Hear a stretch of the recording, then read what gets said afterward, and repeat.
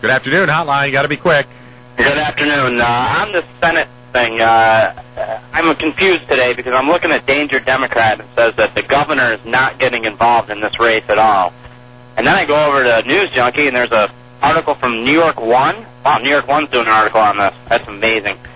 And it says that Spitzer's keeping a low profile, but it looks he's still very much linked to making Darren Aubertine his successor.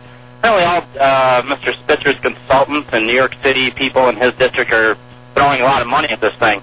Who do I believe? I don't know who to believe. Well, I would say this, that first of all, it was the governor who said he's not. The governor said he wasn't getting involved in an interview with John Moore. Obviously, he's involved in it. I mean... Of course he is. I mean, are you kidding me? That's like to say Joe Bruno's not involved in it. Of course he is. I mean, exactly. And Ted Ford said it best yesterday when he said that the candidates have, in effect, become, in some ways, proxies for the Albany power elite. And I don't know. But why does it take so long for the governor to select a date for this election, too? I guess that would be another one of my questions. But I'll leave that. I don't know either. And it has to be. I mean, how long does it take for him to say, yeah, this is going to happen? Well, because if... something we didn't touch on yesterday, Jeff, which I found interesting. I think he may have already picked a date, but he's got to, because there's a 40-day lead time.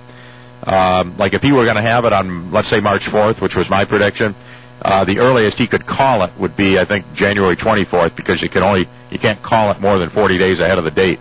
My guess is you're going to see... I didn't understand that. Thank you for clearing that up. Yeah. My guess is they've already picked a date. And obviously the tragic and unfortunate passing of Mr. Aubertine's father, it just wouldn't be appropriate to be picking dates during that period of grieving. Well, I totally agree with that, too. I guess one quick point is I found it interesting that Aubertine hired a campaign manager for Senate on December 12th, the day that Wright announced he was resigning, but he wasn't in the race yet. Look. Well, everybody knew he was in.